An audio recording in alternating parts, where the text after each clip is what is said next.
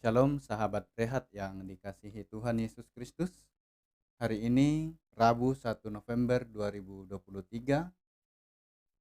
firman Tuhan akan menjadi perenungan kita dari Yosua pasal 4 ayat 1 sampai 13.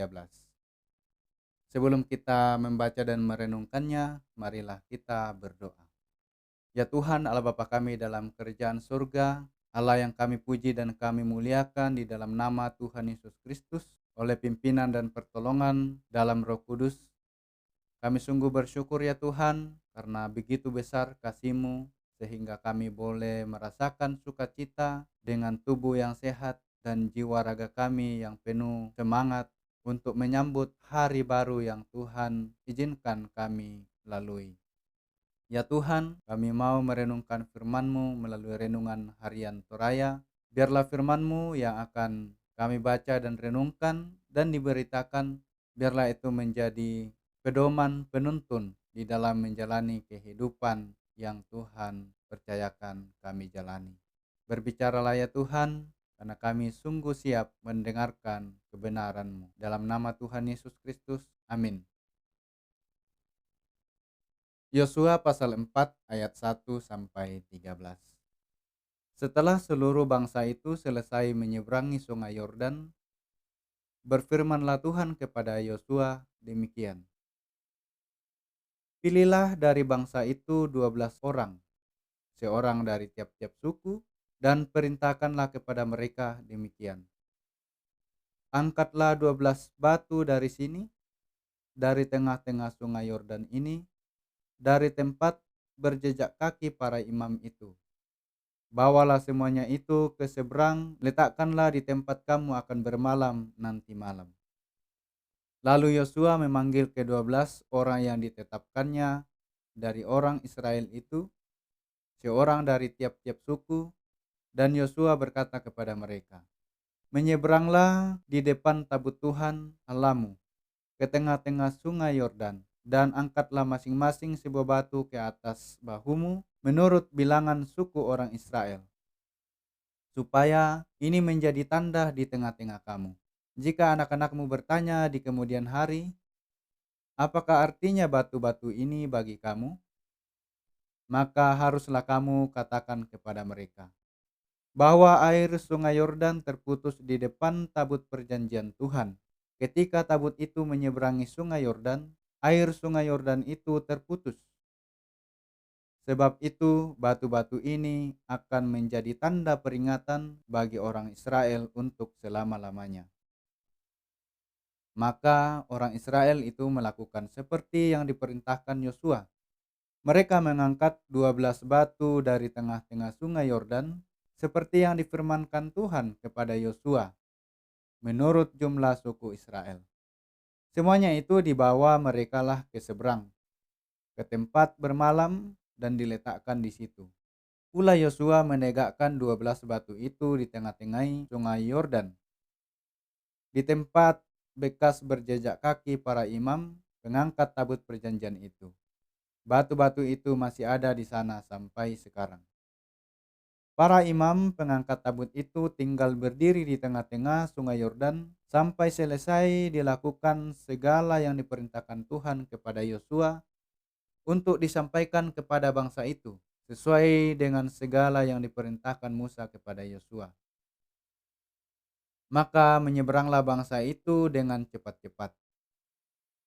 Ketika seluruh bangsa itu selesai menyeberang, maka menyeberanglah tabut Tuhan itu serta para imam di depan mata bangsa itu.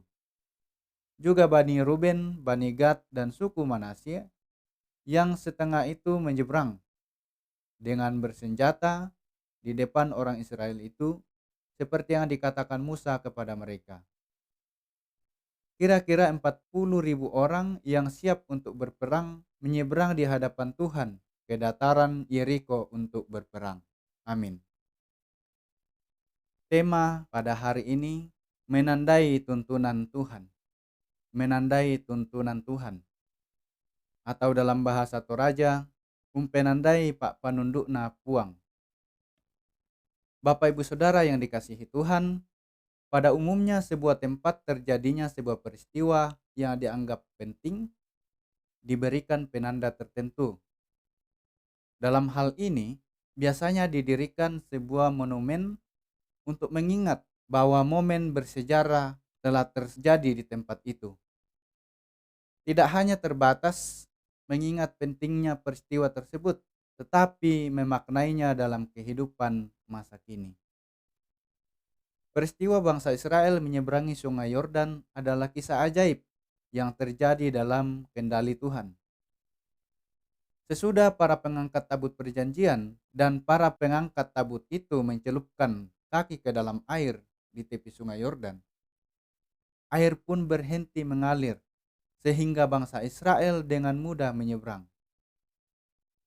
Sebagai penanda terjadinya kisah itu, Yosua menegakkan 12 batu di tengah-tengah Sungai Yordan di bekas jejak kaki para imam pengangkat tabut perjanjian.